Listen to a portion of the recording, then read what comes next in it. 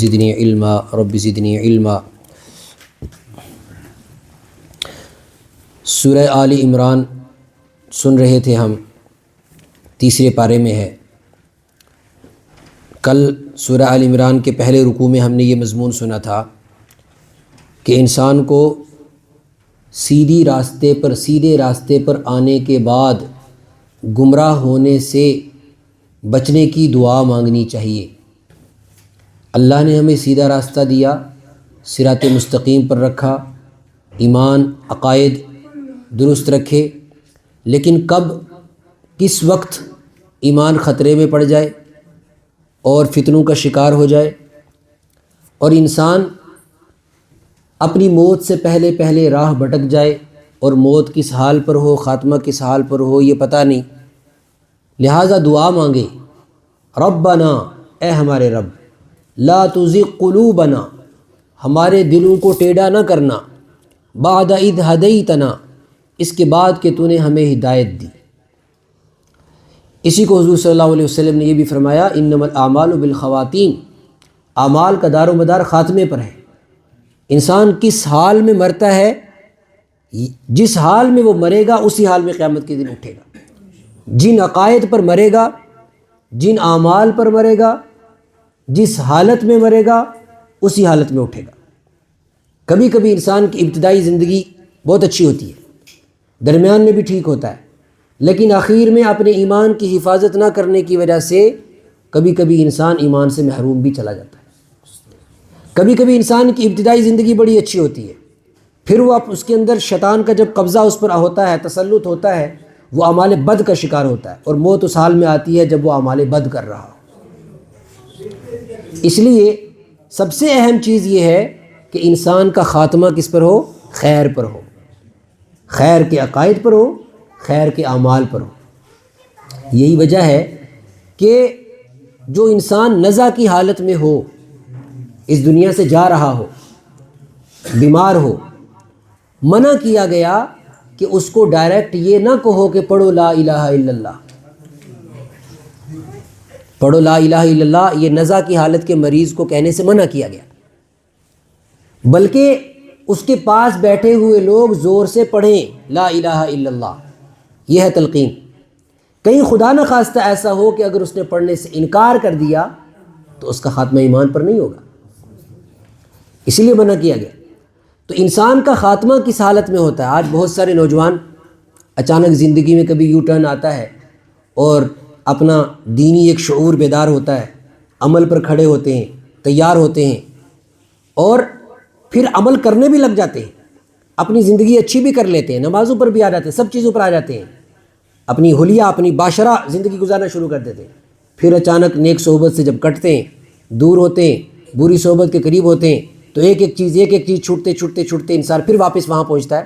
بہت سارے ہمارے جاننے والے، آپ لوگوں کے بھی جاننے والے، کبھی جماعت میں نکلے، چلہ لگایا، 4 مہینے لگائے، کبھی ان کی ظاہری حالت اور ان کی ایمان کی حالت اتنی شاندار ہوتی ہے کہ انہیں دیکھ کر رشک آتا ہے، اور پھر اچانک کچھ عرصے کے بعد وہ ملتے ہیں، لگتا ہے یار اس کا کوئی دین کے ساتھ کوئی تعلق ہی نہیں۔ اس لیے فرمایا قل آمنت باللہ ثم استقم، کہو میں ایمان لایا اور اس پر ڈٹ جاؤ۔ استقامت سب سے بڑی چیز ہے۔ انسان کم عمل کرے لیکن اس کو کیا کرے؟ پائیداری کے ساتھ کرے۔ نماز کی پابندی تو پابندی ہی، یہ نہیں کہ بس جوش آیا تو 5 پڑھ رہا ہے، اور جب جو ہے مزاج ہٹ گیا، نیک صحبت سے دور ہو گیا، برا ساتھ مل گیا تو اب 1 بھی نہیں پڑھ رہا ہے۔ تو دلوں کے ہدایت پر آ جانے کے بعد ٹیڑھا ہونے سے انسان محفوظ رہے، اس کی دعا قرآن نے سکھائی جو ہم نے کل سنی۔ لیکن انسان ہدایت پر آنے کے بعد واپس بھٹکتا کیوں ہے؟ انسان سیدھی راہ پر آنے کے بعد غلط راہ کو اختیار کیوں کرتا ہے؟ کیا وجوہات ہیں وہ جن وجوہات کی بنیاد پر انسان ڈاواڈول ہو جاتا ہے اور راہ راست پر اس کو استقامت نہیں رہتی ہے؟ فرمایا سوائے دنیا کی لالچ کے اور کوئی وجہ نہیں۔ دنیا کی لالچ، دنیا کے عیش آرام، دنیا کی نام نمود، دنیا کے مفاد، دنیا کی وجہ سے ہی آخرت کا راستہ جب بھی چھوڑتا ہے تو چھوڑتا ہے۔ یا تو کوشش یہ کرتا ہے کہ آخرت کے ساتھ ساری دنیا سمٹی رہے، آخرت بھی ملے، ساری دنیا بھی سمٹی رہے، کچھ دنیا کا بھی نقصان نہ ہو، اور ایسا ممکن نہیں۔ میں یہ کہہ رہا ہوں کہ انسان یہ چاہتا ہے کہ آخرت کی بھی فکر کرتا ہے، لیکن ساتھ ساتھ دنیا کا کچھ بھی مجھ سے چھوٹ نہ جائے، سب کچھ میرے ساتھ رہے، دنیا میں بھی شاندار آخرت میں بھی شاندار، لیکن ایسا ہوتا نہیں ہے۔ تو جب ایسا نہیں ہوتا تو وہ اس دنیا کو گھسیٹنے کی وجہ سے اپنی آخرت کا تو نقصان کر دیتا ہے، دنیا کا نقصان نہیں کرنا چاہتا۔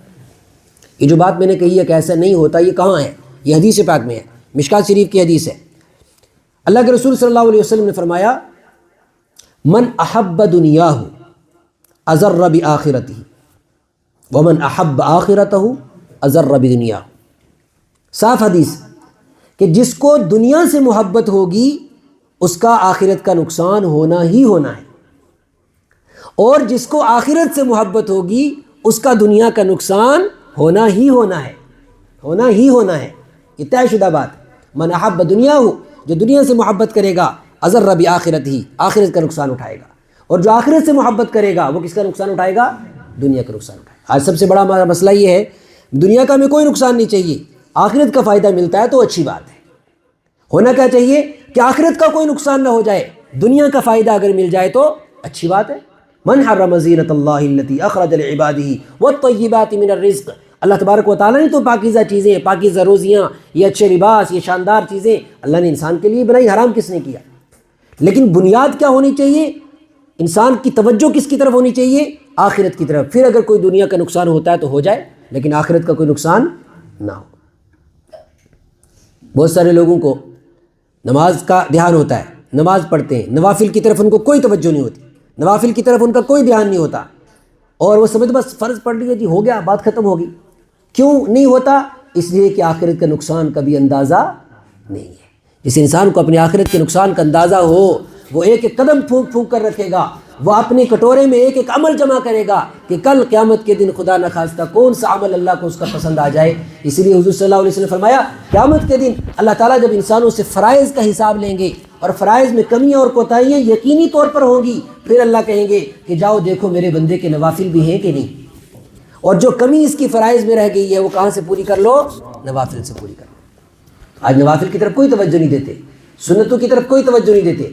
فرض مجبوری ہے کہ جماعت کے ساتھ پڑھنی ہے، ورنہ فرض کی بھی وہی حالت کرتے جو سنتوں اور نوافل کی کرتے۔ اللہ کے رسول صلی اللہ علیہ وسلم فرمایا سب سے بری چوری نماز کی چوری ہے، اور آج تقریباً 100 نمازیوں میں سے 80-90 نمازی ایسے ہیں کہ جو نماز کے چور ہیں، جو نماز کی چوری کرتے ہیں، نماز کا نقصان کرتے ہیں، اور اس طریقے سے نماز پڑھتے ہیں کہ بس اللہ رحم کرے کہ وہ نمازیں ہماری نہ بن جائیں کہ گندے کپڑے میں لپیٹ کر منہ پر مار دی جائے۔ اللہ ہم سب کی نمازوں کو قبول کرے۔ ورنہ جو آج پہلی بات تو نوجوان نماز کے لیے آتے ہی نہیں، اور اگر آتے ہیں پھر ان کا رویہ، نماز پڑھنے کا طریقہ کار ان کا ایسا ہوتا ہے جلدی جیسے کہ کسی قید میں ان کو بند کر دیا گیا ہو۔ یہ تو آخرت کا نقصان ہے۔ بھائی نماز بھی پڑھی، وقت بھی لگا، اوپر سے گناہگار بھی ہوا اور گناہ لے کر واپس چلا گیا۔ خاص طور پہ سنن اور نوافل کے ساتھ جو زیادتی ہے وہ آخرت کا نقصان کے اندازے کے نہ ہونے کی وجہ سے۔ اگر انسان کو آخرت کا فائدہ چاہیے ہو، پھر انسان ایک ایک چیز کی طرف لپکے گا، ایک ایک عمل کی طرف لپکے گا، ایک ایک نیکی کی طرف لپکے گا، کیونکہ آخرت کا نقصان نہیں کرے گا۔ بہرحال مضمون دوسری طرف چلا گیا۔ میں یہ عرض کر رہا تھا کہ دنیا سیدھے راستے سے انسان بھٹکتا ہے دنیا کی لالچ کی وجہ سے۔ قرآن پاک کی آیت کہتی ہے زُيِّنَ لِلنَّاسِ حُبُّ الشَّهَوَاتِ مِنَ النِّسَاءِ وَالْبَنِينَ وَالْقَنَاطِيرِ الْمُقَنطَرَةِ مِنَ الذَّهَبِ وَالْفِضَّةِ وَالْخَيْلِ الْمُسَوَّمَةِ وَالْأَنْعَامِ وَالْحَرْثِ، مزین کر دیے گئے، سجا دیے گئے لوگوں کو، یعنی لوگوں کو اچھے لگتے ہیں کیا؟ حب الشہوات، خواہشات کو پورا کرنا، شہوتوں کو پورا کرنا، شہوتوں کو اور ڈیزائرز کو، اپنی امنگوں کو پورا کرنا، یہ انسان کی خواہش، اور یہ انسان اپنی خواہش کو پورا کرنا چاہتا ہے۔ اسی خواہش کی بنیاد پر نمازوں سے غافل، سچ سے غافل، حلال سے غافل، زبان کے درست استعمال سے غافل، کسی کا حق تلفی سے غافل، اللہ کے احکامات سے غافل، صرف اس بنیاد پر۔ کیوں؟ خواہش پوری نہیں ہوتی، خواہش پوری نہیں ہوتی۔ خواہش پوری کرنے کے لیے حلال حرام کی پرواہ کیے بغیر اس راستے پر اس کو دوڑنا ہے، اور کیسے دوڑتا ہے اللہ ہم سب کی حفاظت فرمائے۔ قرآن پاک نے اس کو جو تعبیر دی ہے وہ الگ ہے۔ فرمایا افرأیت من اتخذ الہہ ہواہ وَأَضَلَّهُ اللَّهُ، افرأیت، کیا آپ نے دیکھا، من، اس شخص کو، اتخذ، جس نے بنا لیا ہے، الہہ، اپنا خدا کیا بنایا خدا؟ ہوا، اپنے شوق، اپنی خواہشیں۔ وہ انسان جس نے خدا کو خدا نہیں بنایا بلکہ اپنے شوق کو اور اپنی خواہشوں کو اپنا خدا بنایا۔ وَأَضَلَّهُ اللَّهُ، اور اللہ تعالیٰ نے اس کو پھر گمراہ کر دیا۔ کیوں گمراہ کر دیا؟ کہ وہ خواہشوں کے پیچھے پڑ گیا، اس نے بس ایک ہی رٹ لگائی ہے، میری خواہشیں، میرے ڈیزائرز، میری تمنائیں، میری جو پلان میرے وہ پورے ہونے چاہیے۔ لہذا اللہ نے کہا چلو ٹھیک ہے تم وہی پورے کرو۔ رُبَمَا يَوَدُّ الَّذِينَ كَفَرُوا لَوْ كَانُوا مُسْلِمِينَ، قیامت کے دن سارے منکر، سارے مشرک، سارے کافر تمنا کریں گے لَوْ كَانُوا مُسْلِمِينَ، کاش وہ بھی مسلمان ہوتے۔ پھر اللہ نے کہا ذَرْهُمْ، چھوڑ دو ان کو، یَأْکُلُوا، کھانے دو، وَيُلْهِهِمُ الْعَمَلُ، اپنی خواہشیں پوری کرنے دو، وَيَتَمَتَّعُوا، ان کو مزے اڑانے دو، فَسَوْفَ يَعْلَمُونَ، ان قریب ان کو پتہ چل جائے گا۔ تو خواہش کو اپنا خدا بنا لیا، جیسا خواہش نے کہا کرو یہ تو کر لیا، خواہش نے کہا کرو یہ کر لیا، یہ نہیں دیکھا کہ اللہ اس سے راضی ہے کہ نہیں راضی۔ زُيِّنَ لِلنَّاسِ، سجا دیا گیا لوگوں کے لیے، حب الشہوات، شہوتوں کی محبت، شہوتوں کو پورا کرنا، خواہشوں کو پورا کرنا۔ کیسی کیسی خواہشیں؟ من النساء، سب سے پہلے جب انسان جوان ہوتا ہے تو بے حیائی کی طرف لبکتا ہے، بے حیائی کی خواہشیں، بے حیائی کے جذبات، شیطان اس کے اندر جذبات پیدا کرتا ہے، اور وہ اللہ کی بغاوت، صرف جنسی میلان کو پورا کرنے کے لیے اللہ کی بغاوت پہ اتر آتا ہے۔ اگر انسان اس جنسی میلان پر قابو پا لے تو جوانی میں ہی اللہ اس کو اپنی ولایت عطا کرتا ہے، جوانی میں اللہ اس کو اپنی ولایت عطا کرتا ہے۔ نوجوان اپنی جوانی کو داغدار کرنے کی بنیاد پر عبادتوں کے خشوع سے محروم، سجدوں کے خشوع سے محروم، دعاؤں کے خشوع سے محروم۔ بات کیا ہے کہ جنسی میلان کی طرف انسان لپکتا ہے، جنسی میلان پورا کرنا چاہتا ہے، جنسی خواہشات پوری کرنا چاہتا ہے۔ حب الشہوات من النساء، عورتوں کی خواہش۔ اس کے بعد جب تھوڑا بڑا ہو گیا، والبنین، پھر اولاد کی خواہش، پھر اولاد کی خواہشیں، اپنی خواہش اولاد کی اور اولاد کی خواہشیں پوری کرنے میں حلال حرام کی پرواہ کیے بغیر زندگی گزارتا ہے۔ والقناطیر المقنطرۃ، اور سونے چاندی کے ڈھیر، من الذهب والفضہ، ریزرو رکھنا چاہتا ہے، سونے چاندی کے ڈھیر۔ سونے چاندی کے ڈھیر سے مراد کیا ہے؟ کہ اپنا بینک بیلنس رکھنا چاہتا ہے، نقد مال رکھنا چاہتا ہے۔ نقد مال ہر ملک، ہر زمانے کے اعتبار سے سونا اور چاندی ہوتا ہے، اس لیے قرآن پاک نے سونا اور چاندی ذکر کیا۔ سونے اور چاندی کے ڈھیر جمع کر کے رکھنا چاہتا ہے، اس کو خرچ نہیں کرنا چاہتا، صرف جمع کرنا چاہتا ہے، حالانکہ وہ جانتا ہے کہ وہ ڈھیر اس کے کام کے لیے نہیں ہے، وہ پھر کسی اور کے یہاں تقسیم ہو جائیں گے، لیکن جمع کرنا خود ایک شوق ہے۔ اور والخیل المسومہ، نشان لگے ہوئے گھوڑے۔ کیا مطلب نشان لگے ہوئے گھوڑے؟ عربوں کے یہاں جو اصلی شاندار نسل کے جو گھوڑے ہوتے تھے وہ ان کو کہتے تھے الخیل المسومہ، یا اس کو آپ کہہ سکتے ہیں برینڈڈ سواریاں، اچھے شاندار سواریاں۔ تو آج اس زمانے کی سواری تو گھوڑا ہوتی تھی، آج کی سواری کیا ہے؟ گاڑی ہے، کار ہے، اچھی گاڑیاں، برینڈڈ گاڑیاں، بڑی بڑی کمپنی کی گاڑیاں، بڑی بڑی مہنگی گاڑیاں۔ والخیل المسومہ کے اندر وہ بھی شامل ہے، اس وقت کے اعتبار سے شاندار گھوڑے اور آج کے اعتبار سے شاندار گاڑیاں۔ قرآن پاک انسان کے مزاج کو جانتا ہے، انسان کیا کیا خواہشیں رکھتا ہے۔ اس کے بعد کیا؟ والانعام، اور جانوروں کی مالداری سب سے بڑی مالداری ہوا کرتی تھی، اور آج بھی جو جانور والے وہ بہت مالدار ہیں۔ یہ الگ بات ہے وہ زکوٰۃ نہیں دیتے، جانوروں پر بھی اللہ نے زکوٰۃ فرض کی ہے۔ ان کو لگتا ہے کہ ہم بڑے مفلوق الحال لوگ ہیں، حالانکہ جتنے جانور ان کے پاس ہیں ان پر زکوٰۃ فرض ہے، وہ صاحب نصاب لوگ ہیں۔ والانعام، اور جانوروں کا شوق، کئی لاکھ جانور لوگ پالا کرتے تھے۔ والانعام، کیا شوق ہے؟ عورتوں کی خواہش، جنسی میلان، اولاد کی خواہش، سونے اور چاندی کی اور بینک بیلنس کی خواہش، اور برینڈڈ گاڑیوں کی، برینڈڈ سواریوں کی خواہش، اور کیا ہے؟ جانوروں کی خواہش۔ والحرث، اور زمینوں کی خواہش، پراپرٹیوں کی خواہش، لینڈ لارڈ بننے کا شوق۔ یہ سارے وہ شوق ہیں جو انسان کو اللہ کی یاد سے غافل کر دیتے ہیں۔ ان سب شوقوں کو بتانے کے بعد قرآن نے کہا ذالک متاع الحیات الدنیا، عورت کی خواہش پوری ہو گئی، اولاد کی خواہش پوری ہو گئی، سونے چاندی بینک بیلنس کی خواہش پوری ہو گئی، سواریوں کی خواہش پوری ہو گئی، کھیتی باڑیوں کی خواہش پوری ہو گئی، پراپرٹیوں کی خواہش پوری ہو گئی۔ یہ تو دیکھو کہ یہ ہے کیا؟ ذالک متاع الحیات الدنیا، یہ دنیا کی زندگی کا فائدہ اٹھانے کے چند دن کے لیے سامان ہے۔ نہ عورتیں ساتھ جا رہی ہیں، نہ مال ساتھ جا رہا ہے، نہ سونے چاندی کے ڈھیر ساتھ جا رہے ہیں، نہ جانور ساتھ جا رہے ہیں اور نہ زمینیں ساتھ جا رہی ہیں. زمین کا ایک چھوٹا سا ٹکڑا جس میں انسان صحیح طریقے سے کھڑا بھی نہ ہو سکے, جس میں انسان درست طریقے سے کروٹ بھی نہ لے سکے, وہ اس کا آخری انجام اور آخری ٹھکانہ بن رہا ہے. ذالک متاع الحیات الدنیا. لیکن اس کے بدلے چھوڑا کیا؟ فرمایا جو اللہ کے پاس تھا وہ چھوڑ دیا. واللہ عندہ حسن المآب, اور اللہ اس کے پاس شاندار ٹھکانہ تھا لوٹنے کا, جہاں تو لوٹ کے جاتا, لیکن تو نے وہ ٹھکانہ بنایا نہیں.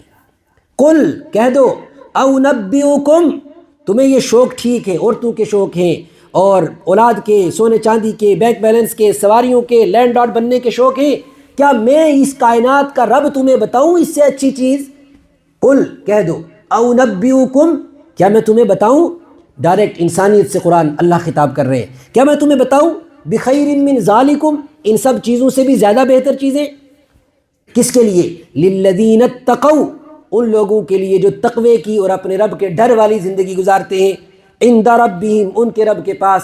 ان سب سے بہترین چیزیں بتاؤں؟ جہاں عورتیں بھی, جہاں اولاد بھی, جہاں اچھی سواریاں بھی, جہاں زمینیں بھی, جہاں محلات بھی, جہاں باغات بھی, کیا وہ چیزیں نہ بتاؤں تمہیں؟ تو جواب کیا ہے؟ جواب کیا ہونا چاہیے اس کا؟ اللہ پوچھ رہے کیا نہ بتاؤں, تو جواب کیا ہونا چاہیے؟ یقیناً بتائیے. تو اللہ نے بتایا پھر آگے فرمایا جنات, وہ جنتیں, تجری من تحتها الانہار, وہ جن کے نیچے سے نہریں بہتی ہیں, خالدین فیہا, اور تم سے کبھی کوئی چھینے گا نہیں, ہمیشہ اس میں رہو گے.